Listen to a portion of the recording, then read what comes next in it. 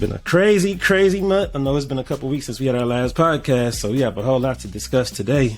We got a lot to discuss. It's like a super month for me. You know, it's Black Music Month and it's Gay Pride Month, so I feel like double up. Final form.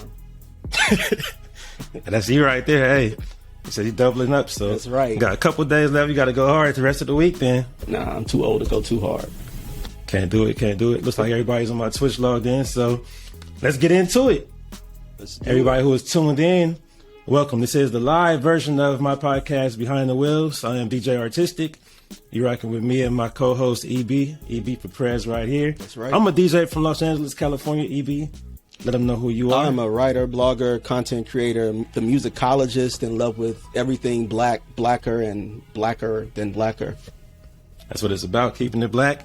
It is Black Music Month, so just to do something special and something different, to conclude this season 2, we are doing a live version of our podcast. We do have episodes from season 1 and season 2 available on Apple and Spotify podcasts, but this one here is going to be live. So if you want to join, we have a link for Riverside as well if you want to come straight to where we are right now. But if you're on Twitch, stay tuned on Twitch. I'll see your comments on there as well. So we're talking about everything. There's been a whole lot going on lately. So let's go ahead and get into it. So the most recent thing is the BET Awards. So, EB, were you able to catch those BET Awards? Yeah, I watched the whole long-ass 4-hour show. I did. I caught it all, but you was there in the building. I was there. So, in typical LA fashion, I didn't get tickets till after the show started. So, I was watching it on the couch. My Wi-Fi was tripping, so I couldn't even watch it on the TV. I'm on my cell phone watching it. It's annoying trying to watch it. I'm eating some Roscoe's with this hand. So I'm like, next thing you know, a text pop up like, I got a ticket for you. I'm like, all right, let me speed up. So I got there and saw it in person. At least it was a long show. It went up for about 4 hours. So I saw about the last 2.5 hours. So overall, it was a very well-produced show, I would say. There was a lot that happened. I saw Lizzo open up the show. It was a lot that happened. Lizzo opened, and I've never, first of all, anybody who knows me know I'm old as fuck. So a lot of these people I've never honestly sat and listened to. Yeah. But I was really impressed with Lizzo, her opening. Like, she brought the energy to it. And I just loved, like, the body positivity that was on the stage that night. It was beautiful. Yeah, for real. I feel like the thing with Lizzo is that because she kind of popped up out of nowhere in a sense. It was where my first time seeing her was, I think, BET Awards. Was that 3 years ago now? 4 years ago? That was my first time. So I realized that I was late to the party, but it was where her music it already kind of crossed over. But you know how it is. A lot of times when artists cross over, similar to who we were talking about for the Grammys. When we were talking about what's the dude's name who did Freedom? John Batiste. Yeah. So similar to that is where a lot of times when our artists cross over, you know, the own community doesn't love it as much. But with Lizzo, I feel like she's walking that line in a good way. And her new single is probably my favorite single from her, that About Damn Time. Yeah, that song I love. Like you said, like, I think when artists come out and once they reach that point where they're crossing over, I kind of tend to tune out because in my mind it means the bullshit coming. But this song is nice, and the performance was hot. Like, I thought she did a great job. I don't want Taraji back as the host next year. Really? It's just my you weren't a fan? Nah, it just kept falling flat, and it was a couple awkward moments. Love Taraji to death, but don't come back. I mean, that's HU though. You supposed I mean, to you know, but you know, yeah, no, I don't know. I actually don't know too well, much. you should know. All right. But yeah, I mean, I feel like BET Awards is kind of a tricky one to host. I feel like it hasn't been too many hosts who were like so great where I feel like they should come back, because it's like they try to play it safe enough, but then they try to be a little bit risky at the same time. And it's you're appealing to the kids who are watching along with the grandparents. So I get that it's a difficult type of show to host, so I understand. Like, but I would love to see like Jamie Foxx or even Issa host that. I'd love to see somebody like that. Listen, Issa would probably kill it. Jamie would definitely kill it. Our good sis Monique, if she gets herself together. Yeah, Monique did it. She came out with Beyonce. She was still like the most iconic opening of the show, the most iconic host, in my opinion. So I would love for that to happen again. Easily, yeah, definitely. Monique killed that one with that whole Beyonce Crazy in Love. So that's definitely something that I'll look forward to. As far as the categories, I feel like most of the winners were respectable at the minimum. I feel like I was happy to see Tim's won that Best International, and The only one I wasn't a fan of, obviously, you know me, was The Weeknd with him winning for best male. Was it R&B slash pop? Pop? I don't understand why he is in R&B categories. I still don't. I don't care what anybody says. And I thought today somebody was like, "Is Michael Jackson considered R&B?" I'm like, that's not the same thing. I would love for the Michael Jackson and The Weeknd comparisons to stop completely. Look, I mean, just because Weeknd sounds like a neutered version of Mike don't mean that he's anything close to Mike. I mean, it's a whole different thing. But speaking of that, so they had like the category. They had the R&B slash pop category. Yeah. And how do you feel about that? Because it's like one of the arguments I've been seeing lately is that when it comes to, you know, categorizations, they do kind of say a lot of times it's just race based. So it's like if Beyonce makes this song as R&B, if Taylor Swift makes a song as pop, just because that's obvious. But even when it's a similar voice, it could be Christina Aguilera or somebody who does have a more soulful voice, but if they're not black, they might call it pop. When it's a black artist who might be more pop appealing or leaning, they might still call it R&B, such as like Doechii Cat. Right. A lot of times. I think it gets complicated. That the black artists, you get categorized as pop when you appeal to white people. That's the bottom line. Plain and simple.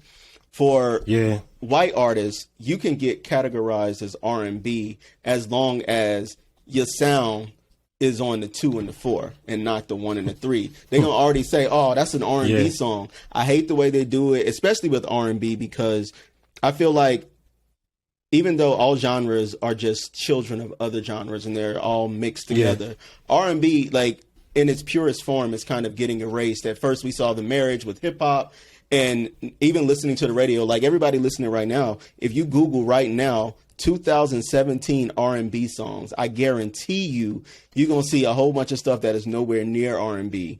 But that's just because it's getting erased by hip hop. And then to add that pop, R&B slash pop, is like additional erasure. I don't like it. I don't like it at all.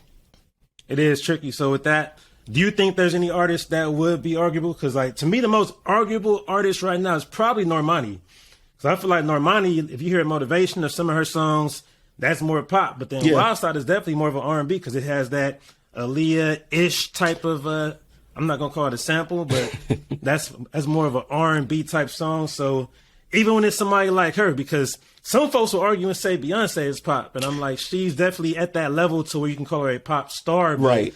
At the root, she's still R&B. I think that's what people are missing. At the root, if you're an R&B artist versus trying to make somebody like The Weeknd an R&B artist when he's clearly just a pop artist. Like Beyonce at her root is still R&B. Now what she releases and what appeals to people who are non-melanated, then they'll categorize it as pop. Like it won't be just R&B because you somehow have just gone out of the realm of R&B and now you on another level, which I still hate that. Like I still think R&B is one of the purest and most beautiful forms of music. But like I said, it's losing some of that purity to other genres. So I mean, I don't have an answer for it right now. I don't know what people can do about it. Yeah, I definitely agree with that. So along with that, so speaking of R&B period, when it comes to these vocal performances we've been hearing lately, so we heard one example from, Giveon did look down at his mic, and it was like is the mic lying to me? Like, so from what I've heard, people, look, he's from Long Beach, so I'm not gonna go in on him, it's still LA County-ish, so, but it's where people have told me he sounds great live in person, so, like, I'm not a professional singer. I can't say that, like, just in my own head, I think that you can tell what key you're on when you're singing, I would think, but as a professional singer, it might be different. Listen, you can tell, but when you're mic'd up and you're on a stage and you have an earpiece in, you really can't hear yourself, especially if you're performing to a backing track or with a live band, because that's what you're hearing. So that's why they wear the earpieces, to hear themselves. I will say in his defense, I've never heard or listened to Giveon, but I've only heard good things about him. And unlike some other people who have, these fucked up vocal moments, him looking at the mic the way he did, that let me know, he was confused about, the key and the notes too. So I'm going to give him a pass this time. He just still got to prove himself performing. He got to redeem himself. Yeah, he got to redeem himself. But like I said on Twitter, there's such a different experience for artists now. Back in the day, you were on something like Star Search or Showtime at the Apollo or the Gong Show, and you honed your skills singing live in front of audiences. That's how a lot of people got discovered at talent shows. Like, you know, they honed their skills that way. So this generation, it's real. If you're creating music and you're only doing it in front of your phone or in front of your computer for YouTube or for TikTok or whatever, you're not really sharpening those live performance skills. And I think that's where it's going wrong. It's nothing to do with, maybe, you know, they can't sing. I don't know. But a lot of it is you have to sharpen those skills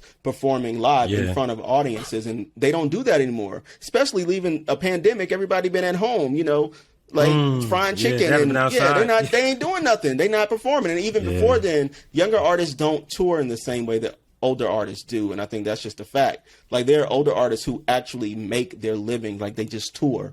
Younger artists don't do that. You know, they post on social media all day. That's their job is social media. Yes, their job now is social media. It's not actually sharpening those skills and being or becoming a great live performer. And I think that's where the disconnect is with a lot of people. Not just Giveon, but, you know. Not just at all. I mean, because the main thing was that Verzuz. Everybody saw Verzuz, and when Mario said, "Y'all niggas sound crazy." And this is the thing. Mario sounded great. But also, Mario kind of came up in an era at the very end of this era where he was with this label and they were just putting him on tours. Like, I saw Mario at some radio station concert one year. It was like Mario, R. Kelly, and Public Announcement. Lil Wayne was there. It was like they were performing live. Even with Omarion, I'm a little shocked because I've seen B2K too. I've seen B2K live. So I was just a little shocked that, like, damn, nobody's sounding good. Now, what's his name? Jeremiah. I mean, that was what I expected. Like, that's exactly what I expected. To me, Jeremiah has a lot of great features and beautiful songs. Beautiful gowns. I mean, honestly, that's what it was. I feel like when he tried to go live, and it did feel like they didn't do what they were supposed to. Because, I mean, of course, we saw Ray J and we saw Brandy's comment. It's where Brandy said, like she's not gonna let you embarrass the bloodline. So she had a whole post was like, "Look, bruh, you didn't drink the special tea I made you today." Like, see, a vocalist. Like, Dad said you were not like you. Brandy knows because Brandy also, like, Brandy's legacy alone is based on her being the vocal Bible. And she knows because she has toured and she has worked like tirelessly with all of these big producers and big names. And her voice is still one of the most purest voices. You know, there's an entire generation that we're listening to right now influenced by this woman's vocals alone. Like, Brandy wasn't the best dancer. Like, you didn't see her doing her Sierra 1-2 step everywhere. But what you did hear was those Whitney Houston-esque vocals, you know, those layered vocals. So with Brandy coming down on Ray J the way she did, I saw it. It was cute to me. I was like, you know, that's sibling love. But for real, Ray J, you got to listen because you sounded terrible. Like, even, and he tried to blame it on holding the kid. And it was. The kid was embarrassed. The kid was embarrassed. Like, don't show my face on here. Like, what? Come on. Come on. I mean, the thing about, it is Ray J. Like, Ray J is. He don't care. He's who he is. Like, he was at the award show eating a cup of noodles, like, in the aisle. He was. So it's like. Listen, he's always going to be one of the most visible people in entertainment, whether you like him or not. Now, I've been to a lot of live shows, so I know how long those productions could be. So I thought it was genius when he pulled up that cup of noodles, like you see people with snacks, because I've been hungry before. I still got beef with Stevie Wonder one time from the BET Honors. He performed the same song for about 30 minutes because he wanted to keep starting over. All I want to do is get a cup of noodles myself, sir. So I'm not mad at Ray J for that. We were all hungry the last 30 minutes of the show. Everybody was starving. It was just like, look, like we ready to get up out of here. So that's the way it is. And speaking of Brandy in the show, like when Jack Harlow brought her out, it was hilarious because I mentioned it on Twitter and Instagram because I did Brandy's daughter's Sarah's party a couple weeks ago, and with that, I remember I was just playing when I played, and Brandy came up to me and was like, "Hey, put on Jack Harlow First Class," and she kind of like giggled, and it didn't even hit me right away. I'm like, I guess Jack Harlow, and I played it, and I'm like, oh, that's the song that she just low key dissed him back to. So, and I'm still mad at you because you didn't get a picture with my girl at the party, but that's okay. Everybody know I'm in love with Sonya Norwood. I dig. Like one of the. I was kicking it though, but she worked hard. That lady worked hard, and I think like after that performance at BET, I'm still like, oh, this whole Jack Harlow didn't know Brandy was Ray J's brother, all that. It's all publicity. Like, that was all planned for her to come out like that. I'm not mad at it. So? I think it was planned. At this point, yeah, it was planned. Because Sonya Norwood, she don't play no games. She ain't no dummy. It was all planned for her to come out at that moment. And I love the fact that they did it that way. I mean, I'm not a fan of the Jack Harlow person. I still got beef with him even being on the stage. Because Victoria Monet was outside, you know, performing her ass off. She should have been in the show, but Victoria should have been in there. Yeah, she should have been in there. Yeah. But Sonya Norwood, she put that together, and they planned that whole publicity thing. Like, what? He don't know who Brandy is for her to come out, which is probably why she asked you to play the song, and she giggled because she was like, he don't know what we got up our sleeve. You know, something like that. Okay. So, but I love the moment. I love the fact that Brandy is still doing her thing, and she can still garner that type of reaction from an audience just by her coming out and rapping. Like, she did some riffs and runs singing, but she was rapping. And I'm just going to leave it with this. I think our boy, we owe Music Soul Child an apology, because when back in the day when he was one of the first ones who was like, I'm a singer, but let me try to rap, we wasn't listening to music. Nobody wanted to hear it. But now everybody wants to hear the singers that rap. He was a little bit too early, I think. And plus he announced that he was rapping. You just got to rap. You just got to do it. Brandy didn't say, I'm about to come out with a rap. She giggled. She asked you to play the song, and she giggled. Music should have just giggled. That's it. Just giggle. Seriously though, that's what should have happened to me. So. But salute to everybody who performed, who rocked the show itself. It was definitely a very good, entertaining show to me. It was okay. I'm gonna bring this up real quick. The Puffy tribute. Oh, the tribute. We need a redo. Yeah. We need a redo. It wasn't good. We need a redo. Like, really, all those people that Puff has worked with. We should have had Gina Thompson come out with the Things You Do remix. We should have had Black Rock. Well, my bad. We should have had. Come on. We should have had all of Bad Boy. You meant G-Dep. You meant G-Dep. That's what I meant. G-Dep. We should have had all of them on the stage. Like, you had Faith Evans there, and she didn't do any of her solo songs. You had 112 there. They didn't do any of their solo songs. The song you had Mary J. Blige do was "I'm Going Down." Connected. Was not connected to him. Yeah, I mean, it was like he produced the album. You know, me and you talk about Puffy's production a lot, but it was almost like Lil' Kim came out trying to dance but missing her cue to start the song. So it was just a little all over the place. I think he deserved a better tribute, because the beef that people have with Puffy, I still think he is one of the last record man. You know, I think of record man, I'm thinking of people like Isaac Hayes, Clarence Savant. I'm thinking of people who have fostered black music and black culture as a result. And that's what Puffy did. And I don't feel like the tribute was great at all. The locks, you know, like it just could have been a bit better. It could have been a bit better in my eyes. So I feel like, I mean, maybe just being in there, I feel like we're just so hyped to see everybody, especially Shine, seeing how Shine flipped the lyrics to the song. And Shine, that was my favorite part of the night was Shine, actually, because first of all, Shine came out there in a tuxedo because now he is in politics. Like, he ain't playing games with nobody else. But he came out there, he did his thing, and it was smooth, it was seamless. Everybody else seemed just a little disjointed. And I'm gonna bring that back. I'm still mad Faith Evans. We got one of the best vocalists from the 90s, and we don't have her do a solo song. And she was the first lady of Bad Boy, the record label that you started. Why she can't do, like, we could have got something. You Get No Love, or, like anything, like Love Like This. Like, you should have had like Fat Man Scoop come out. Like, you should have had a whole bunch. It should have been a big production, and it wasn't. So I'm just a little disappointed in that. Yeah, I get it. And I mean, of course, we would have all loved Mace, but at this point, that was not going to happen. Mace wasn't coming out there. But look, the lady just said we got KC and Mary on the same stage. Now notice how Doechii ran their ass off the stage when the Queen stepped on, because they, I'm pretty sure there's still a restraining order in place somewhere. But 30 feet probably. 30 feet. And she wasn't playing no games. Yeah. You saw how she told the people to back it up when the teleprompter went too fast. So Mary was on one that night. So KC was probably like, let me leave this alone. Doechii, I'm still mad it's only 3 of them. It look weird whenever you It see look groups and it's weird. not Like, it's Jodeci. the right number. Yeah. Just find a light skin dude with an S curl or something. Throw him in there, give him some green Do what contacts. Drew and just, Hill did. You know, he Drew can Hill took a cosplay whole as nother Beyonce or group, something. and they put it Yeah. like what they took half a player, and was just like, oh, y'all in the group now. Like, do They can that. find somebody.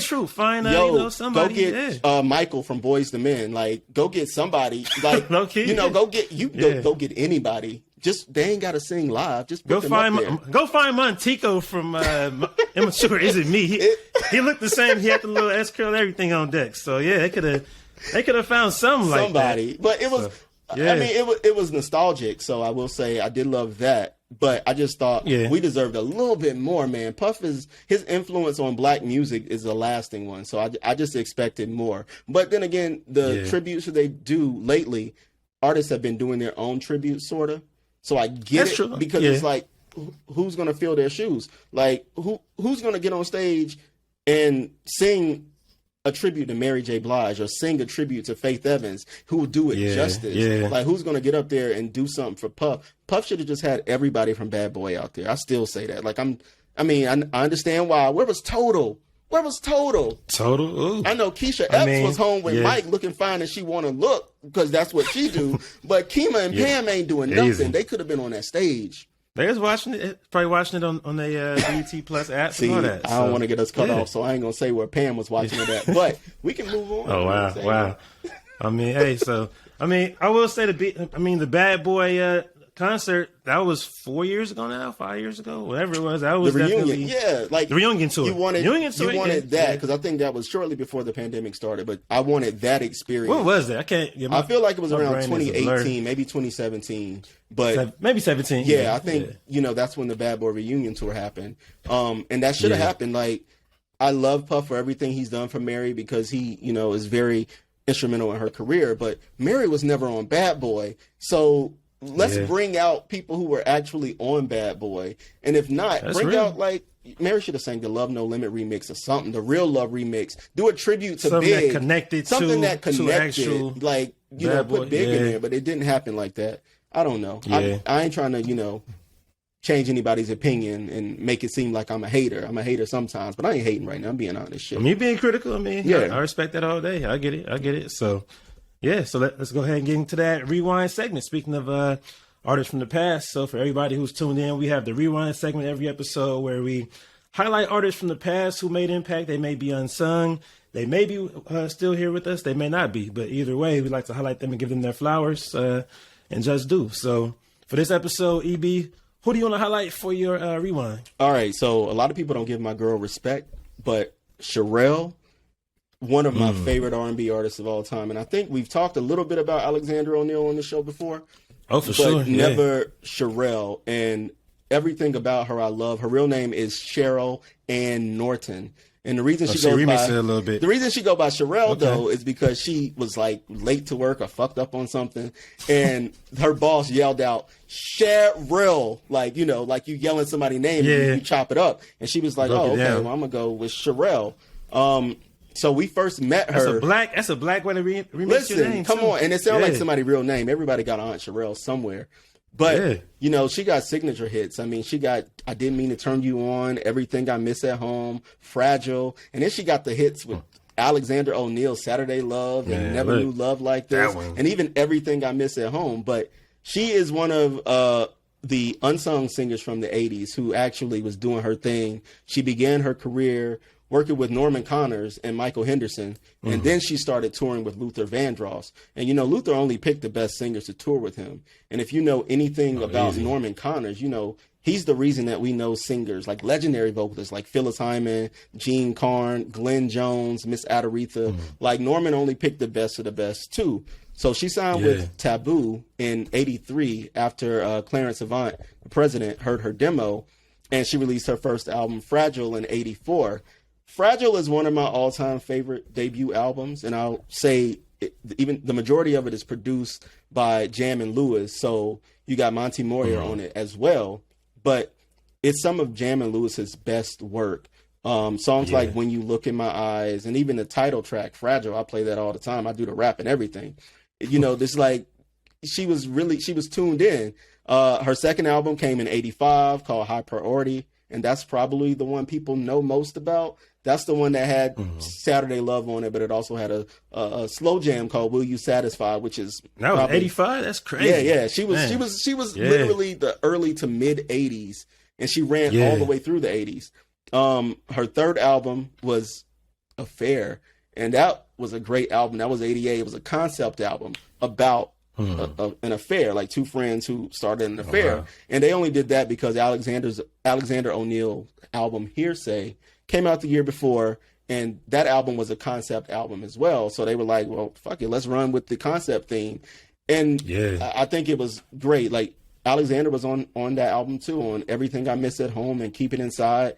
But that was the last album that she did with Jammin' Lewis. And I think that album really set Jammin' Lewis up to do Janet Jackson's Rhythm Nation album. Like, if you listen to that album and then sonically, you listen to that album and then listen to Rhythm Nation, you can hear what Jammin' Lewis were going for, and you can hear the evolution of their sound. She had two more albums without Jammin' Lewis. 1991, she had The Woman I Am, and in 1999, she had an album called The Right Time. They were both nice albums.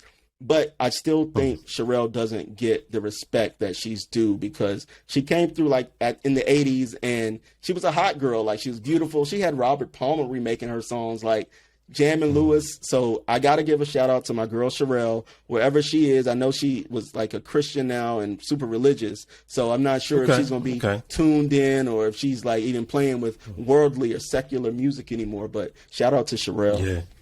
Oh, for sure. I feel like she's one of those artists that we always talk about, because they always highlight them on Unsung, especially. And it feels like a lot of artists from that late 80s, once the New Jack Swing came, once the hip hop came, and R&B just you either had to go adult contemporary or you had to go younger. That's it. It was a hard divide. Yep. So a lot of them just kind of, a couple tried to experiment with the hip hop sound, and it worked for some. For some of them, not all of them. Yeah, and with her, it felt like she went more the adult contemporary route from what I remember. And like, I'm not sure if she even did she even have a strong like concert type run, or even like will you see her at the jazz festival type events? Yeah, no, I don't think she was performing like that. I know that, she got her start performing live for people, or performing live, period. But I don't remember like Cherrelle tours, because she could have been doing like smaller city tours that I'm just not aware of, but I don't remember her touring like that.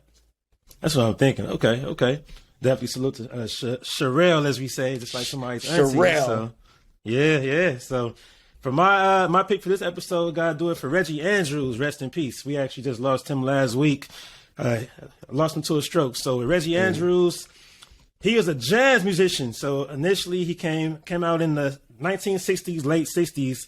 He had a group back then called Reggie Andrews and the Fellowship. They had a one kind of like moderate hit called Mystic Beauty.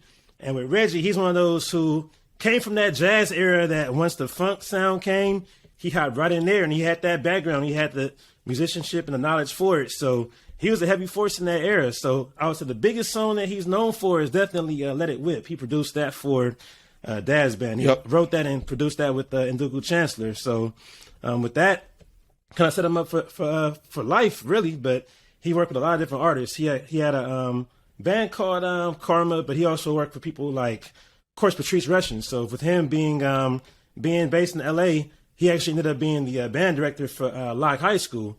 And Locke High has, like, I would say, the strongest musical program on the whole West Coast, probably top 5 in the whole nation, if not higher. So that put out Tyrese, that put out Patrice Rushen. He helped with Pharcyde and Terrence Morgan. He actually recruited Terrence Morgan from the Crenshaw area, which is probably 20 minutes from Watts, and Locke is in Watts. So he basically told Terrence's mom, like, look, I need him to come with me. So they had to figure out how to get him to school all the way in Watts, which is a whole different area from where he grew up at, but it worked out. And Terrence said that Reggie's the reason that he's, his career is where it is at this point. So with Reggie, he was definitely one of those who had that jazz background, so you could hear it in the music.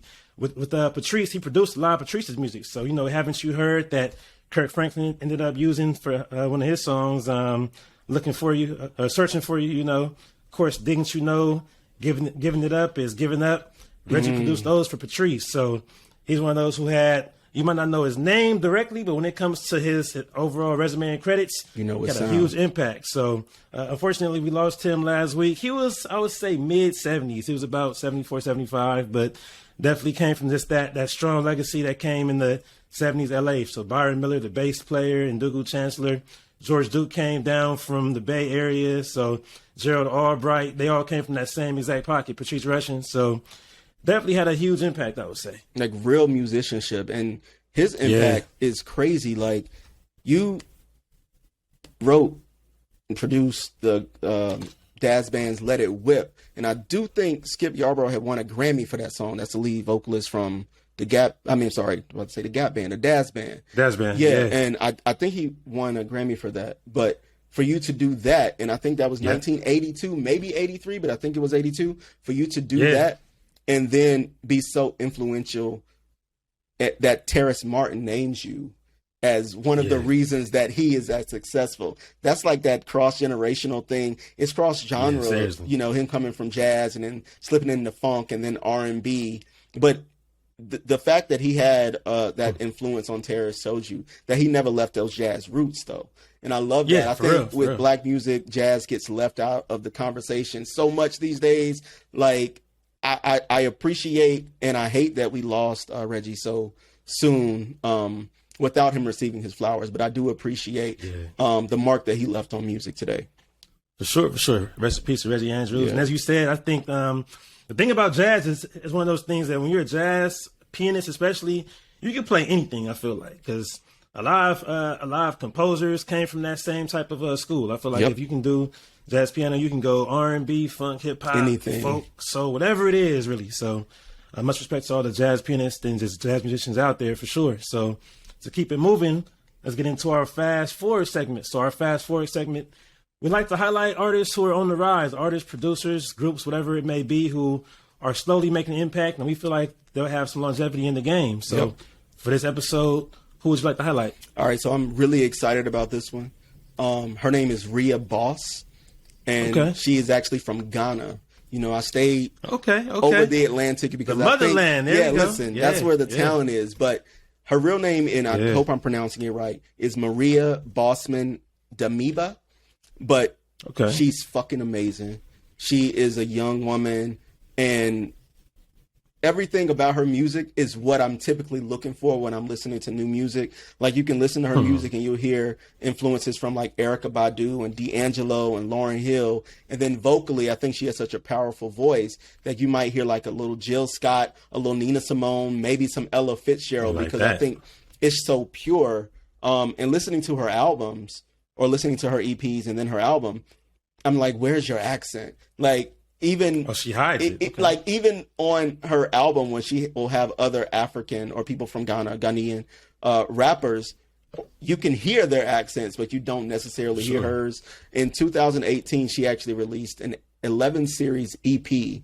So for 11 weeks straight, she was releasing an EP of 4 to 6 songs, and just amazing. I didn't hear about her until this year when she released her debut album. It's called Remember, and I'm sorry, it's called Remember. Yeah, that's actually when I heard about her. Man, she recorded this entire album singing live, and we just were talking about singers being able to sing live. She recorded, she recorded the entire thing live with the Musical Lunatics, another Ghanaian band, backing her. She wrote every song, and her voice is so smoky, it's sultry. At times, it's just like very delicate. I think that she encompasses what an artist should be. And she explores everything from the album, from romance to love and sex and grief and just like personal growth. So people should check her out if you are into Jasmine Sullivan.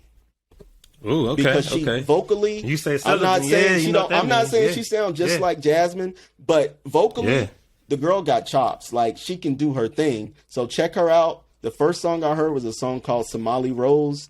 If you trying to get intimate in the bedroom with somebody, put on Somali Rose. I'm trying to tell y'all. So check Rhea Boss out. She young. Her debut album just came out this year.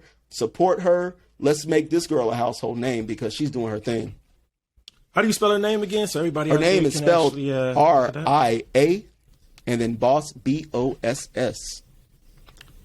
There we go with that. I'm definitely trying to check that out because Ghana is the first place I ever went internationally, and going out there it was right when Afro beats was really blowing up in Africa, but I didn't know about it too much in America. I heard the name before, but even beyond the Afro beats, I realized they had a lot of different artists out there who had different influences. They had some who had more of an American soul influence. They had hip hop. They had what's called hip life out there. Yep. So they had different types of styles out there. So it's always interesting to see, like, you know, what they pick up on, because like when you mentioned that she doesn't have an accent, on the flip side, Tim's is Nigeria, and you hear it even just in her, even the way that she pronounces, like you don't need no other body. That's a Nigerian way of saying something for real. So it's always kind of fascinating. I love them both. I think Africa, for sure, the placement of the continent. First of all, people forget Africa's an entire continent. So each country will have a different sound or influence. Number one, depending on who had rule over the country, or number two, just depending on what they're listening to. So they're getting influences from England, they're getting influences from the West Indies sometimes, and they're getting influences from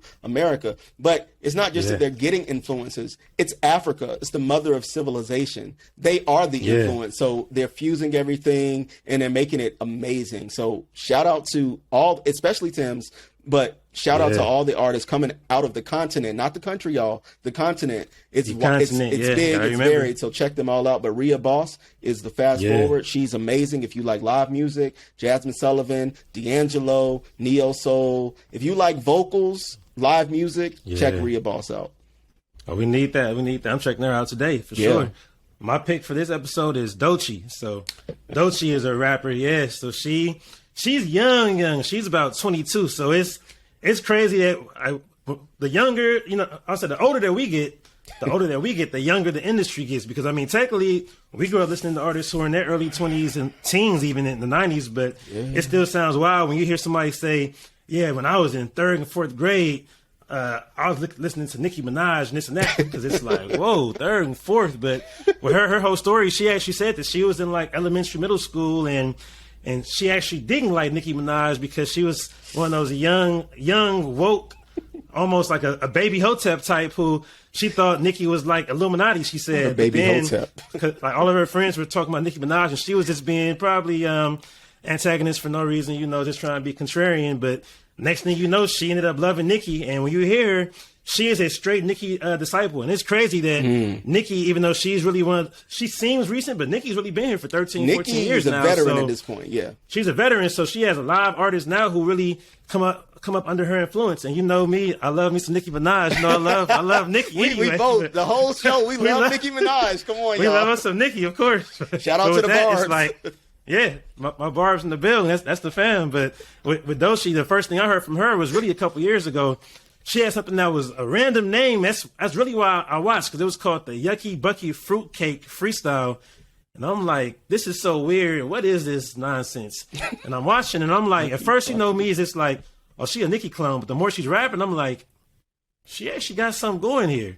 And then halfway through the song, it switches up, and it comes on with a real smooth, jazzy, like a 90s type of East Coast beat. And it's like, I'm like, this is actually fire. So I was kind of hooked since then. So though she's really been around, I would say that blew her up about 2 years ago. But since then, I know she has a EP type project called All the Places You'll Go. She dropped that about 2 years ago as well. But her hit right now is called Persuasive. She rocked the BET Awards doing that. She even performed Friday at the concert. I'm like, that's really, we're going to get into it a little bit later, but that's probably my favorite current house type sounding song. Like, that song is fire right there. Persuasive is one of those where she's rapping to it, but it even has a little bit of Estelle. Shout out to the homegirl Estelle. It has a little bit of an Estelle influence with the flow. It kind of reminds me of American Boy at certain parts of it, but it has a real solid kind of a house beat, but it's a very dope song. It feels fast forward moving, I would say. So Doechii is definitely, we're waiting for her album right now. Shout out to her DJ Miss Milan as well. She's from New York, but Doechii is representing Tampa, Florida at that, and she got some heat. No, I loved her at the BET Awards. I think, if I can remember correctly, they cut her off early, or from the TV broadcast, so we didn't see the whole performance. But she was amazing. Like, I'd never heard of her before was that 2 days ago now? 2 days ago? A couple days ago, yeah. But now I'm definitely sold on it, and I'm waiting for more. I want more, because it's rare that we see women in hip hop who come out and rock it. Like, you know, with hip hop, there always is like one or two at a time. It's like we can't let too many women rap at the same time. I hate that. But it's changing now. It's changing because there's so many on the scene now. So shout out, how you pronounce it? Doechii? Doechii. Doechii. Doechii. Shout out to her. Doechii's holding it down. So we're going to take a quick 30-second break, because I had to change my little camera angle. So let me plug in my power cable. I forgot to plug the power in, but we'll be right back. So this is Behind the Wheels. EB, let them know real quick where they can find us at. Give them some quick background about the last couple of seasons that we've been running on here and where to find us at. Yo, so listen, this is our second season. We're ending our second season with this live show. But you can find us on Apple Music. You can find us on Spotify. Please subscribe, rate us. R-Tisic and I are both music heads, and we have been cooking this idea for a minute, and we're just so excited to share it with everybody. He is, as you all should know right now, he's like an international party rocker. Like, he does everything. And not only that, he's so knowledgeable about music. So his knowledge, my knowledge, his blackness, my blackness, you got Behind the Wheels. Check us out. Rate, subscribe, like, tell a friend to tell a friend, and tell her friends, and then tell his friends. And then maybe we can all be friends. So, don't tell your friends, aunties. Tell the aunties. He like the aunties. I like the uncles. Listen, this is a pro everything show. So I hope my boo ain't listening. But if you got any uncles, send them my way. If you got any aunties, send them his way. And y'all keep listening. That's what it's about with that. This is Behind the Wheels, and we have, as we said, 2 seasons. This is the finale for season 2, but we do have the episodes to listen to on Apple and Spotify podcasts. Please rate and review us. Let's go ahead and get into it. It's time for the drop segment. So every episode we have the drop, which is our main topic for the day. So for this episode, let's highlight what everybody's been talking about, and just to kind of give some quick background on it. I'm like, how should we even jump into it? I'll just say everybody's been talking about this house movement that's been happening, kind of a resurgence of house, and from what I see, is basically us as black folks kind of taking it back and reclaiming it. I'll say, just to be all the way transparent. So I'm born and raised LA. I'm born in the born in the 80s. I'm kind of a young old head. So I'm old as fuck. 80s. I'm old as fuck now. I am. I own it. So growing up in LA, there was no YouTube. There was no Wikipedia. So in the early mid 90s, I remember hearing house music. And to me, I had no idea that it was even a black genre. Yeah. Like, I remember those songs from C.C. Peniston. I remember the Finally. I remember the Crystal Waters. I really don't remember, crazy enough, I heard the In Living single parody of a Gypsy Woman before I heard the original Crystal. Ken Wayans. I remember hearing that. So even it took me years to actually hear the original version of, Gypsy Woman. But I remember 100% Pure Love because I started listening to, watching BET around 93, 100% Pure Love was a huge hit back then. So even with the black artists doing it, I remember, of course, Heavy D had the Now That We Found Love. That was a big hit back then. But I still didn't realize that it was a black genre because at the same time, the biggest songs were like, Who Remembers That? Don't Want No Tiny Whiny, Eeny Weeny, Ittle Bittle, Short Man. Yeah. Like, most of the house music back then, and, there was more so the whites and the Mexicans. And when it came to like the radio stations here, it was more so techno. So even with that, whenever a lot of my friends and cousins and whoever it was heard house or anything close to house, we just called it all techno because Power 106 would always play what was the fast electronic music, and it didn't connect to us. It was just like, that's techno music.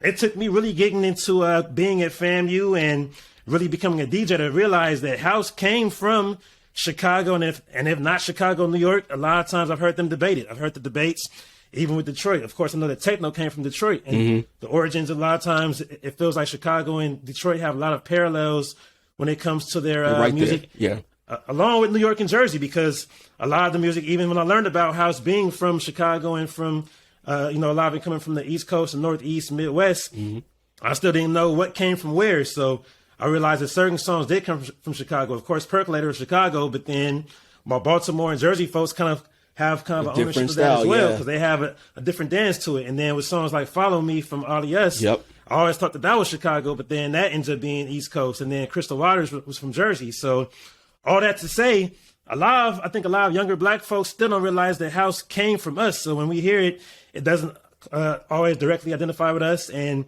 a lot of times it's really identified the most with recently the EDM movement. We have the electronic dance movement, and along with like the big room house. And that's what was really dominant around 2009 and 2010, when you had, at that point, the R&B artists basically had to make an EDM song just to have a hit national record. So you had Usher doing the OMG, you had the Chris Brown, the Rihanna, We Found Love, Neo had the Closer, Beyonce had the Sweet Dreams. It was where every R&B artist in that period had to make an EDM song because that's what was going on worldwide. And we kind of identify that with being, you know, being more so a European thing. But for you being from the South, but then going to Howard and you kind of identifying Northeast, but still the South, like, how did house kind of formulate with you? Listen, it's totally different, and I'm glad that our experiences are so different.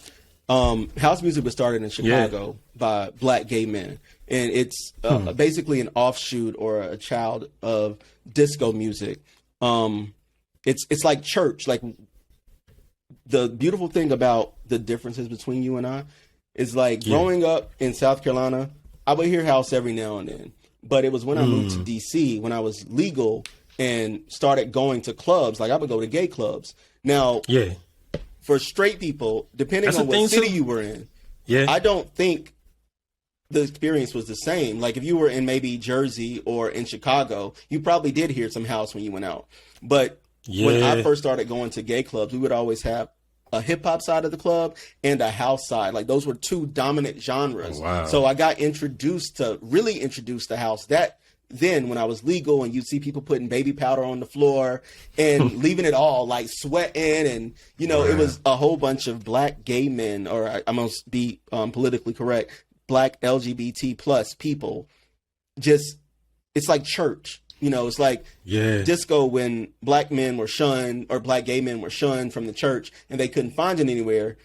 You know, that's when we got disco music. So for house music to come through, and you got all these powerful vocalists over these strong ass beats, it was amazing. And I'm still not the biggest house music fan in the world, depending on who's singing it, because I'm a vocal guy. I listen to vocals first, but it's black and it's gay. That's why people like Tamia and Deborah Cox and CeCe Peniston have been able to sustain these long-ass 20, 30-year careers performing at Gay Pride every year, because it is a black gay genre. And I think we call it a resurgence now, but for a lot of black gay men, it's a whole subculture that never stopped listening to house. Like, the last time I went to a club, which was maybe 2018, 2017. You ain't been in here. You've been out the game for I've been out the game. Yeah, but it was like, it was house playing. Like, you know, house music was playing. And I guarantee right now, if I was to go to any gay club around any part of America, I'm going to hear some form of house. So I got to give a shout out to not only like the CeCe Penistons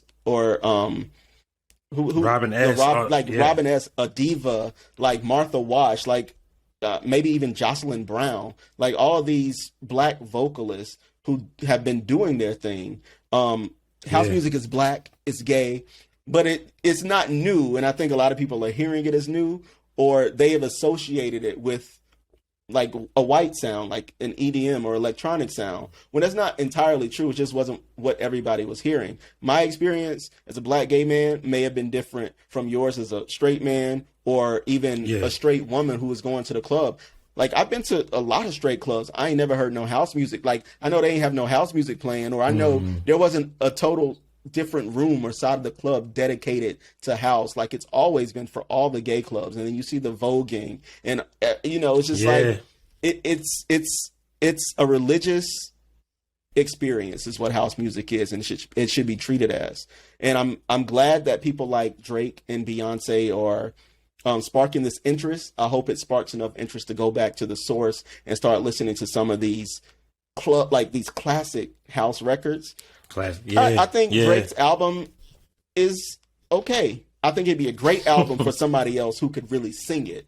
I love the fact that both he and what I've said. It sounds like reference tracks. Yeah, it sounds like he's putting good reference tracks up for somebody else to come in like murder it. I said it. House is a religious experience. It's the feeling. I think there are two things that go in, not only to being a vocalist, but also like for house music. Yeah, you have to have a vocal ability, but you have to have the ability to emote and go there. And Drake just doesn't have that. So that's where it's different for Beyonce, because she does have that. And shout out to the Beehive. We love Beyonce on the show too. But of course, even then, it sounds like a lazy thing. It's like you're not really giving what I want, but it's just enough so people love it, and I'm glad people love it. But listen, go back and listen to people like Adiva. Go back and listen to people like Crystal Waters, Robin S., Martha Wash. I've named them, Jocelyn Brown. Go back and listen. Yeah. Let that be the door to education for house music. Don't stop with Drake and Beyonce, please. Don't stop there. Yeah. Go back and listen to, like, you know, Larry Levine at the Paradise Garage, like, you know, the father of house music. Like, go back and listen to some of these broadcasts and some of these artists who have just been amazing. And it's always y'all DJs. Y'all DJs really push the culture. Y'all don't really get the respect y'all want, but it's people like Larry Levine, you know, people like Frankie Knuckles that act like they've just been working at it. Same with disco. Like, if it wasn't for DJs, we wouldn't know. Same with hip hop. Like, if it wasn't for DJs stepping in and doing their thing. So shout out to all the DJs, especially the house DJs who have kept this genre alive. Shout out to all the Black gay men during Gay Pride Month. Shout out to all the Black music listeners doing Black Music Month. Shout out to Drake. Yeah. Shout out to Beyonce. Drake, like, but keep listening. Yeah. I feel like, as you said, I mean, you made a great point. I feel like that's one thing I could say too. Growing up is that I did kind of identify the house with the gay culture. So it's something that, as you said, I never heard it at any club that was, at least not for Black clubs. Now, if you went to a mixed club that played, it might have been hip hop and house, but even then it was like, if it was an all Black club, you rarely heard anything close to what house was. But yeah, like the more I learned about what it was, coming from Chicago, one of my boys, Evil Ninja, he's actually listening live right now. So shout out to Evil Ninja. Evil Ninja always in the building. He said Larry Levine, Plant the Seed, coming from New York. Frankie Knuckles was New York. He picked up on it and honed it in Chicago. So to me, I always saw Frankie Knuckles as the king of house. So I was actually in Chicago for my first time DJing in 2014, maybe a week after he passed. So it was just crazy timing. But with that, so yeah, my first true exposure was FAMU. I remember gigging there, and it was where my first time hearing Percolator. It was like I had never heard anything like it. And it's, you know, when you hear something that's so different, but it's like, this is actually dope. It's just like, am I supposed to like it? Because it's so much different. But it's just like seeing them dance to it, it just hits you different. And then that's how I learned about what came from that. Because, of course, house has sparked so many other genres and subgenres. To me, I would say, of course, like Chicago Juke, the Detroit Ghetto Tech, you know, and then I would even say, of course, Be More Club, which led to Jersey Club. That all came from the same source of house. So, and with that, those subgenres definitely appealed to all the Blacks who are, you know, LGBT and regular hetero, whatever you want to call them. You know, like everybody was basically into that. Everybody was into that. So it's one of those things where. And I'm not sure if it's something that can be fixed necessarily, but I think the stigma of it being associated with the LGBT plus people is kind of what kind of made certain Black people run from it and white people kind of embrace it. And I think a lot of times we think when we hear that, like you hear it reduced when people like, oh, that everybody's calling it. It's not that. Somebody called her Beyonce. It's not that at all. Trust me. Like, but it you know, we always give love to Africa and everything Black, but it's tribal. It's the beat. It's like the driving beat of the drum, and then when you add a real singer, like a gospel vocal, a strong vocal, it's a beautiful art form. It's a beautiful genre. I want us to go back and study some of the origins, go back and study some of these singers, some of these DJs who have made it possible. So then maybe next summer, I don't know, Michelle Williams might drop a house album, or somebody mentioned Keisha Cole might drop one, or, you know, I'm naming old people. I don't even know who the young singers Summer Walker, are. Summer Walker, Ari Lennox. Chloe and Halle could definitely do some house. Chloe and Halle. Even like some of their songs already have a slight kind of K Tronada type sound. So and K Tronada to me is like the people like modern kind of king of it. Have kept it going. There is one song, and I apologize if I can't get the exact name. It's called Motivation or Muse or something. I don't know, but it's K Tronada and Jasmine Sullivan. No, it's Gold Link, K Tronada, Jasmine Sullivan. And I think I know what you're talking about. I can't remember the name. One of his albums. But the song, it goes hard. Like, it goes hard. It goes hard, and then you hear Jasmine, like, putting in, like, the shake, shake, shake, like, and she's, like, from Shake the Devil Off, but she's, like, in the name of dance, shake the nerves off. And it's like the marriage between gospel music and house, or gospel and house and R&B. It's a beautiful thing. I really want us to all go back and listen, because it's one of those art forms that, again, it's black, like all music, in my opinion. But some of us really held on to it.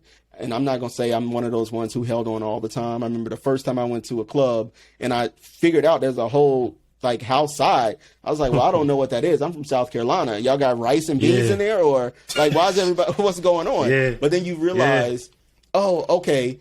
And for me, it felt kind of ancestral, because it's like, oh, it's black and it's gay.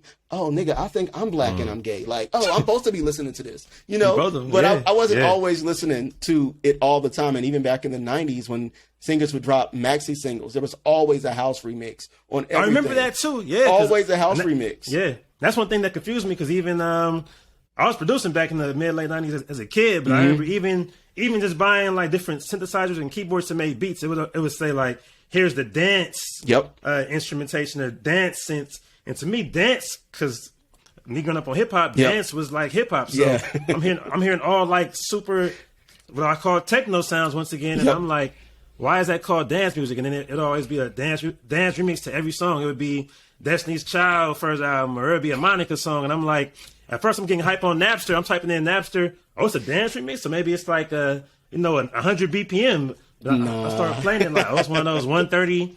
Okay, so it's like, so I would say just me being a DJ definitely just kind of opened up my ears to what house is. So a lot of the Chicago house songs go so hard to me now. A lot of those like the Deep Inside and a lot of other songs that Cashmere has and what's that? Let Me Out. Yeah. Brighter Days. Listen, Better Days. That song that on right now. I think I done had a couple religious moments to that song. Like just, oh, I hope I pass this class. You know, it's Friday. I know I'm supposed to be studying, but I'm out at the club and they playing these days, and I'm just looking for. They're playing that. I'm just looking for a brighter day. That's all I'm looking for. Give me that A, so my mama and daddy don't pull me out this motherfucker, make me move back to South Carolina. You know, but it almost happened to me. We got the same experience. It's ancestral to us. It's a beautiful black art form, and I want more people to go back, understand the roots of the music, listen to the origins, listen to some of the people I've named, and give them the same amount of listens or spins you're giving Drake and Beyonce. And also shout out to both Drake and Beyonce for tapping into this genre, making it happen. And they're bringing like this I don't know the word. They're just bringing this attention to a genre that has for too long been ignored.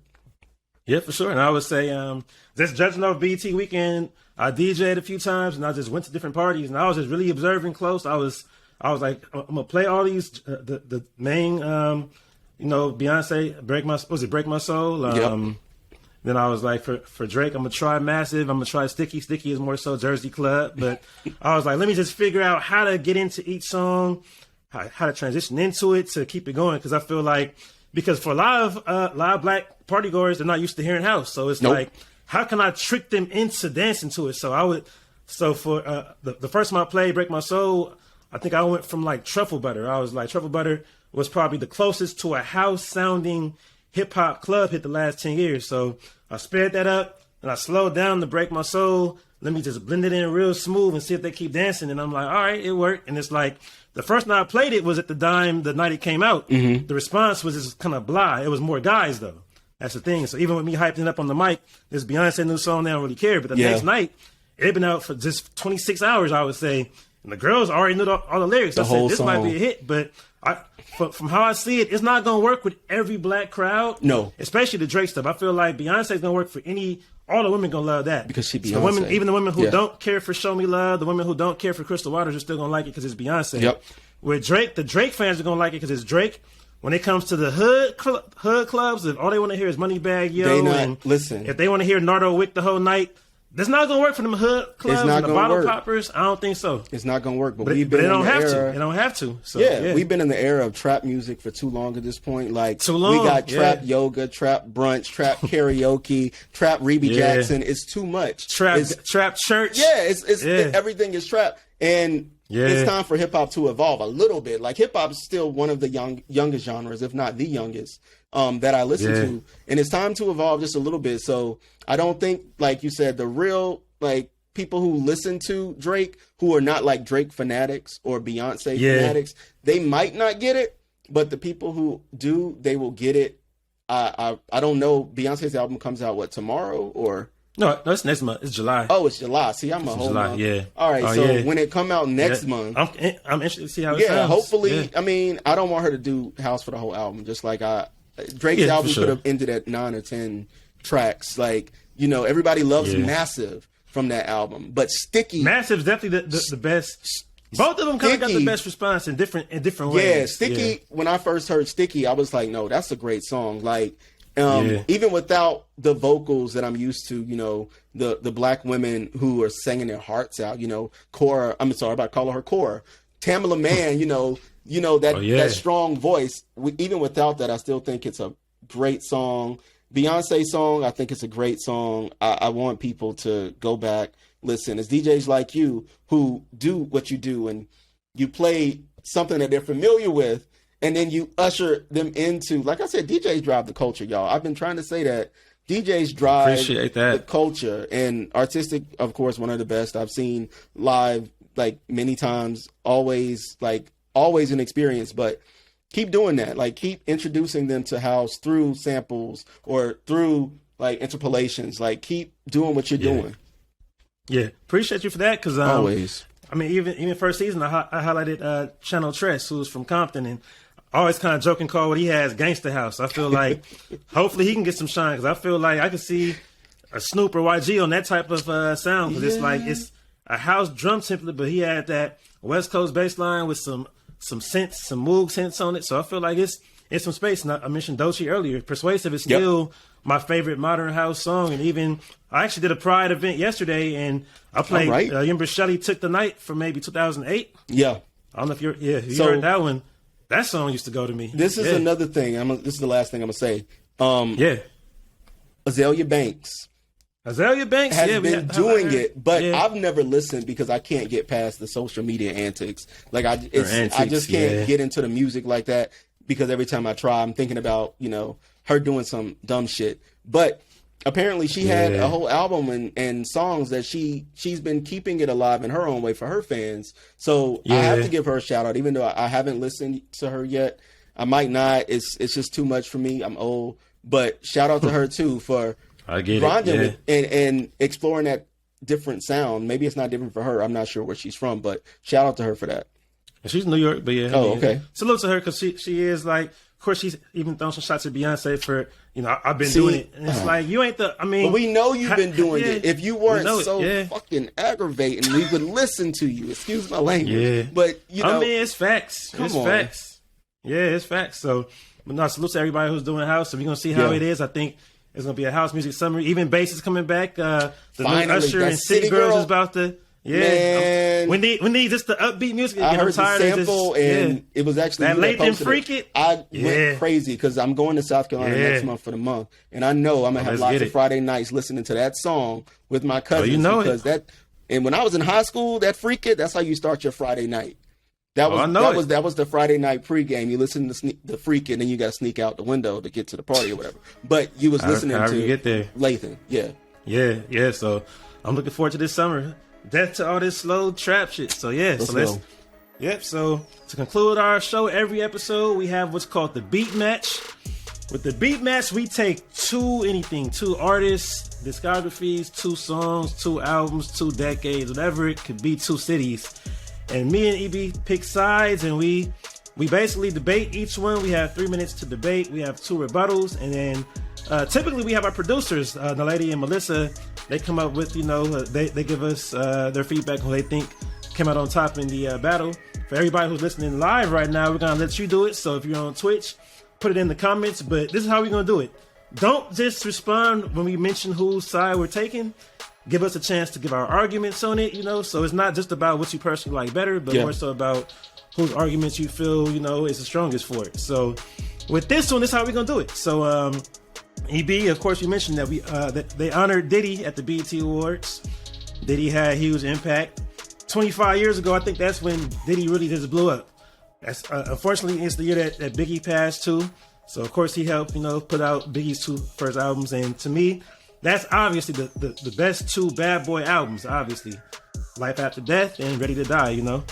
But beyond that, what would you say is the best Bad Boy album aside from that? Especially if you're going back to 97, that's 25 years ago. Yep. If you had to pick after Life or Death, what album are you picking for, when it comes to Bad Boy and Diddy?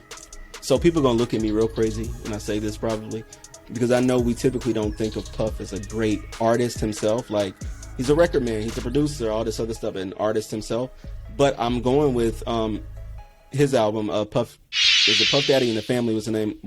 They called it The Family. Basically, all the Bad Boy people, No Way Out. Yeah, I think that's still the greatest Bad Boy album outside of the big albums. Yeah, I mean, I definitely respect it. I mean, I still remember it was my birthday back in 97. My cousin bought me the album, but I think my dad kind of saw it. He was like, hold up, parental advisory. So before I could even listen to it, he played the first song, which was Victory. Oh, that's the wrong song. Where the fuck you at? He took it out. He was like, nope, you can't listen to this. I'm like, I'm 13 or something, but he ain't care. But anyway, all that to say, I respect it. I would say that's probably right after my pick, which is Mase, Harlem World. Okay. I got to roll Harlem World. I mean, it's really neck and neck. They're both the same year. To me, it's almost like a Chronic and Doggy style, especially because it's the artist or the producer and then his main protege. It's kind of a similar parallel. But either way, I'm going Harlem World. So with that, I'll give you. I'll let you go first. All right. Somebody have to drop the sound effect when it's time to cut either one of us off. But why would you pick No Way Out over Harlem World? Let me know. Listen, we just talked about how Big, he left and his absence left this void. And I think No Way Out is like the perfect family album, no pun intended, Puff Daddy and the Family. But to have everybody jump on this one album for it to be really fueled by Big's death, I think makes it one of a kind. Originally, the album was going to have a total different direction. And you can hear that when you hear songs like Been Around the World or what's the other song on the album? Like something like All About the Benjamins. Like you hear that this was going to be a party album. And the original name for the album was actually Puff Daddy and the Goodfellas because it Goodfellas, it was mobster themed because it was a concept album, and then it was changed after that to Hell Up in Harlem because of course it's Harlem. After Big died, he changed the name to No Way Out because he felt there was no way out of what they had gotten into. Like he was tired of the violence, he was tired of the East Coast West Coast stuff, and he brought his entire label in to make this masterpiece of an album, if you ask me. And even though he's not the best rapper on the album, far from it. Actually, I think for these both of these albums, Puff and Mase are the weakest rappers on the album. But the features and the samples and the feeling, like everybody know I'll Be Missing You was on TV for like 25 years. Like they played that video back, forward, side to side, and maybe even a little diagonal. Like everybody was listening to All About the Benjamins, not cutting it off before Kim's part. DJs, y'all gotta stop doing that. But it was one of those things when that album came out, Been Around the World, like it felt good, and it's like the epitome of shiny suit music. It is like, we were right in the shiny Ghetto Fabulous era, and I think that album is like one that has a special place in time for me. You got Kim and Foxy on the same album. Like, again, Lil' Kim and Foxy on the same album is big to me. You got Jay-Z and Big on the same song. That is huge to me. It was really a family affair, and it showcased the best of the best in rap or in New York music. And I think that album is one that I'm always remember. It's always going to take me back to that specific time and just thinking everything's so shiny. It's so like lit up and it's beautiful. Even though the album was a little depressing, I think it's a great album. The way Puff restructured it after Big's death, beautiful. Like it's just the right amount of sadness, just the right amount of Phyllis Hyman with a little bit of cocaine to keep you going. That's a little bit of cocaine. Just a little bit. All right. So, I mean, I definitely get it. I respect it. So, to me, I feel like it's so many parallels. The more you talk, it does remind me of Chronic versus Doggy Style, because it's where, for one, like we know, like Mase is definitely a better rapper than Puff. Even if he wasn't a great rapper, he's still better than Puffy.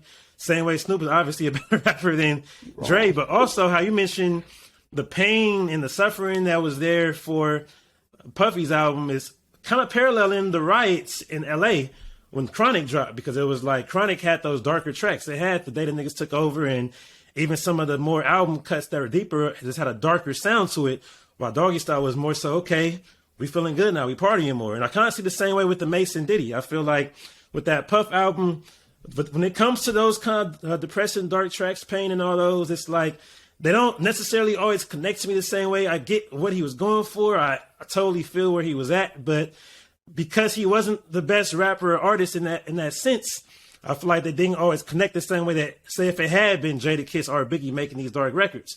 The party records, obviously, Benjamin's, you can't touch that, period. But I feel like with Mase, because Mase just kind of stayed within his lane and did what he did best, I feel like he ended up coming up with a much stronger album. I feel like he doesn't really have any, to me, it's not really as much filler. I feel like it's barely any filler.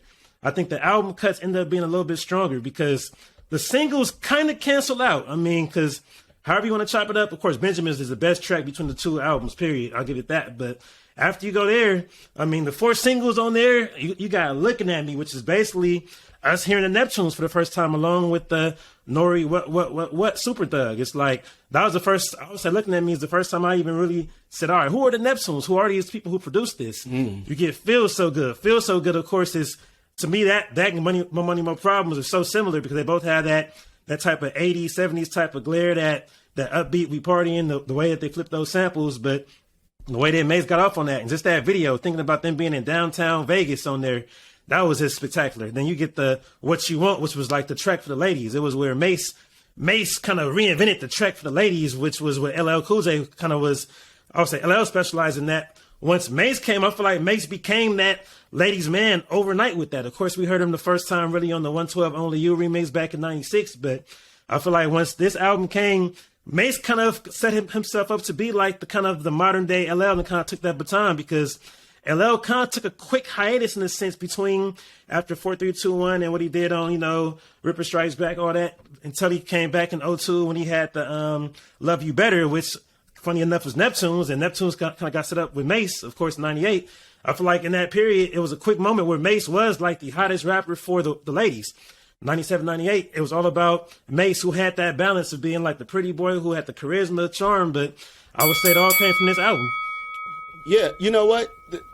The albums are very similar. I think they're both fueled by Big's death in a different way.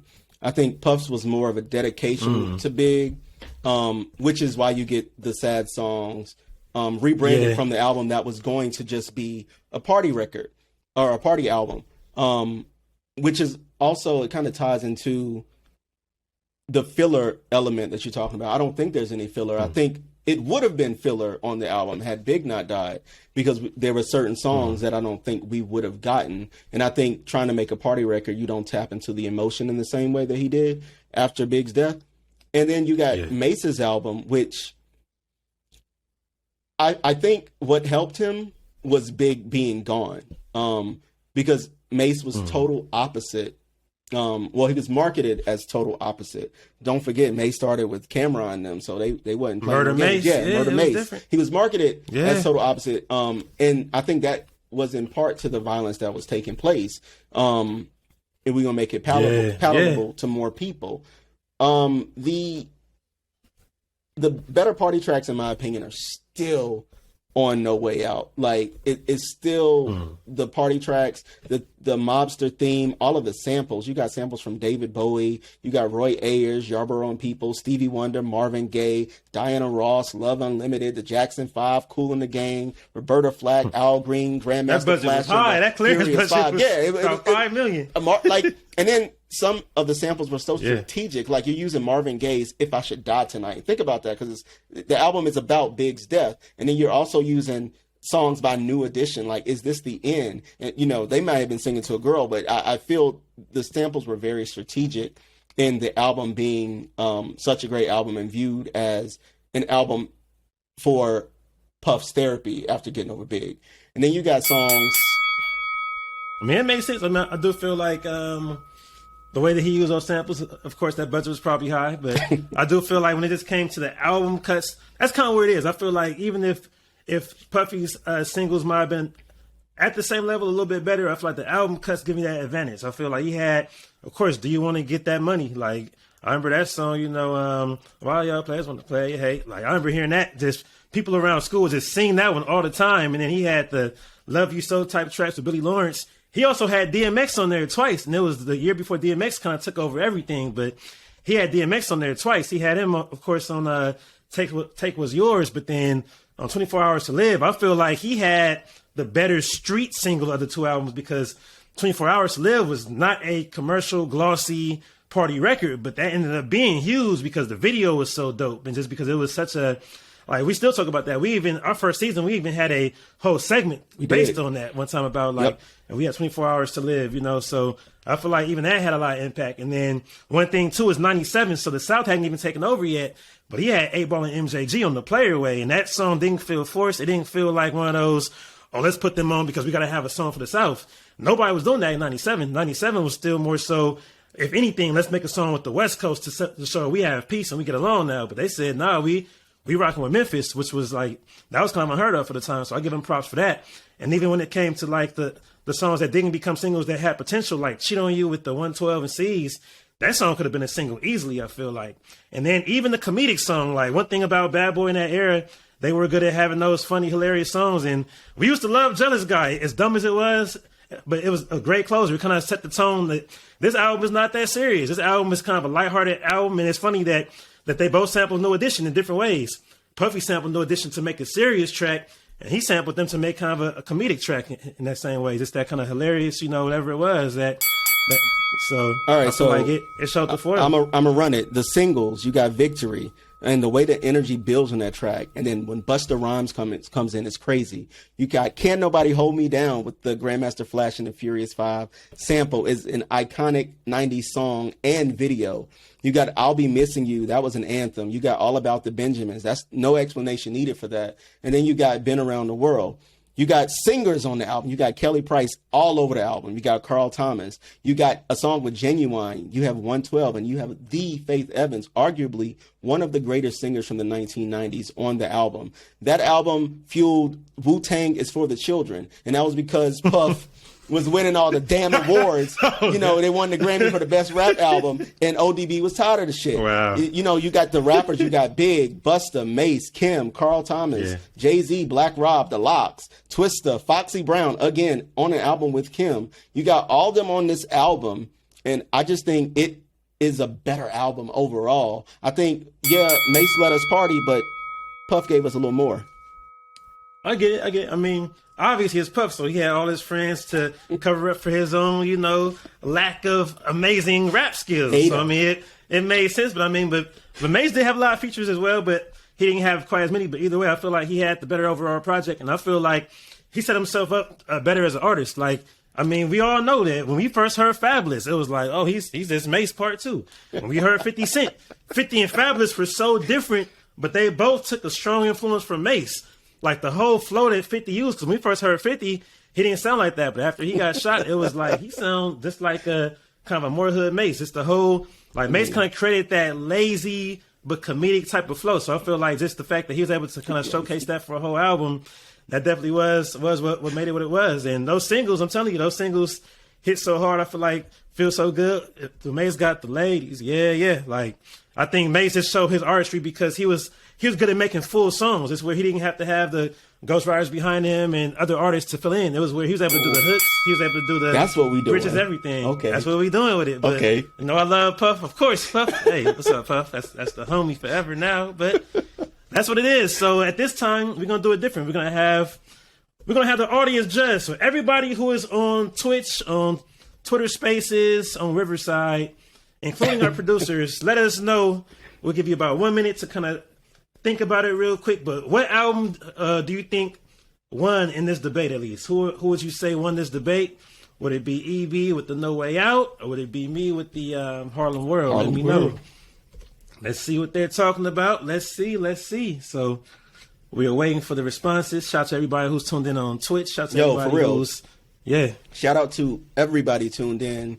Like, we're reading the comments. It's hard to keep up, but we reading the comments. We got our producer working overtime. Shout out to Melisa for pasting all the comments in this chat so we can keep up.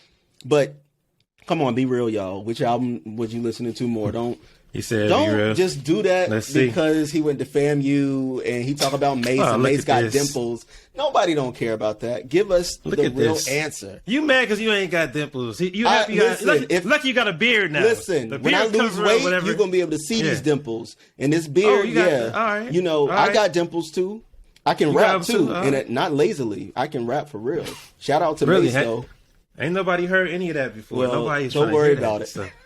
Let's see. I'm looking at. All right, let's see what the comments is talking about. So looks like Les Boogie said no way out. Christina said no way out. El Pierre said EB had the better argument for no way out. Steve said the same thing. I thought y'all was my people. You know, y'all ain't free to none of my parties no more. Alicia B said Harlem World. Booski said Harlem World. Evil Ninja said Harlem World. Odyssey Nicole said no way out. L. Bing said Harlem World. Naledi said no way out because she of course, she had a concert experience. She's a professional, so what Naledi said, yeah. I guess Polo 22 MM says no way out. Let's see.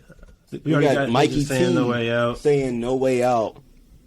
Booski, Harlem World, Pride World. Okay. Amadou. Okay. He would me. What Amadou say? He would me. He would. Listen, Amadou, you ain't had him out. You wasn't outside. He was listening. Outside. He was wearing his shiny pants, creased up from the dry cleaners. He was wearing them.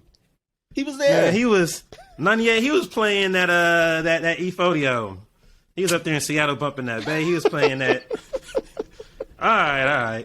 Looks like EB took this one. So all right. So for the live episode, EB went ahead and took this one. So congratulations. You know, we listen. The beat match is always the hardest part of this show because R-Tistic and I have like such similar tastes. We will go back and forth on ideas like which album you think better, which song, which producer, and we 98.9% of the time choose the same person. And sometimes we'll just like take all right, I'll take the other argument just to see what, but. Keep listening to us, y'all. We do this every show. We 2 seasons in. Go back. Apple Music. Go back. Spotify. Listen, we got beat matches with everybody. Next season, we're going to have more beat matches. We're going to throw a Beyonce one in there next season. Just for y'all. Just for fun. We should do Beyonce and Nicki Minaj. It don't make no sense. I want the Beehive versus the Barbs to tune in. We can do that. We might get 18 million listeners. Yeah, we're going to shut it down. If we set it up right, we're going to do that. We should. Beyonce and Nicki, let's go. It don't make any sense at all. There's no parallels. But they both carry their respective genres on their back for a couple years. So we'll run with that. Yep, and I think the Beehive, they strong, but you know, I'm a Barb. You know, I'm an unofficial Barb. Oh, now you're a Barb. Okay. Well, I'm Beehive all the way. But I love the Barbs too, though. I don't want no. We don't want no problems. It's funny because even with me posting Beyonce's song, like I ain't mentioned anything about Nicki at all. But somebody commented talking about, you know what? Beyonce is jealous of Nicki Minaj because whenever I'm like, she didn't nothing about this. I'm not gonna say it because I'm not. Y'all ain't gonna come after me. But maybe they got a point. Who knows? They might have a point though. You're right. They might. They always have a good point. Anyway, this is Behind the Wheels podcast. This concludes season 2. So we'll be on a hiatus. So everybody who's tuned in. Thank you. We appreciate you once again. Please go back and listen to season 1 and 2. It's available on Spotify, Apple Podcasts. Please rate and review us. You can find me. I'll be on Twitch every Wednesday for Westside Wednesdays. We'll be having a music trivia night coming up again soon. Follow me on Twitter, on Instagram, I'm on TikTok. I might get back on Black Planet. I've seen your TikTok videos. Yeah, TikTok. I might come back on TikTok. Yeah, I'm trying to get back, trying to appeal to the youngsters out there. EB, where can they find you? Y'all can find me everywhere. EB for Prez. That's EB, the number 4, and then Prez, Prez. On Twitter, I'm Instagram. If you on Facebook, EB for Prez, and it'll take you to the professional page. EB's Vintage Soul. So that's all music before 1994. So it's going back to the 50s, black music, black movie. It's black everything, black excellence. So check me out. That's what it is. So Much love to our producer, Melisa, for holding us down for the last 2 seasons, doing her thing. Man. If you see Melisa at any parties, I'm not going to say where she going to be at. That's Melisa right there. Look at her. Yeah. This is natural hair gang in the building. Everybody, we all natural here. Yeah. We are. We black. We doing that. We black and we holding it down. So appreciate y'all for rocking with us. And to my manager and producer, Naledi, happy birthday. It's her birthday week, you know. She out here celebrating. She's a Cancer in the building. So she's not going to show her face, but she should, you know, because she don't have to show her face. She got that knowledge. She got that knowledge. She know what's going on. Just because she voted for you today. Just because she voted for you. Well, all right. I'm going to take what I can get.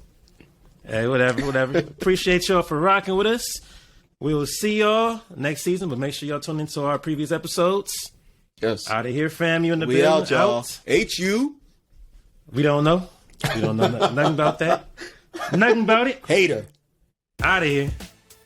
Behind the Wheels is produced by Melisa D. Monts and Naledi Seck, and the music is provided by Epidemic Sound.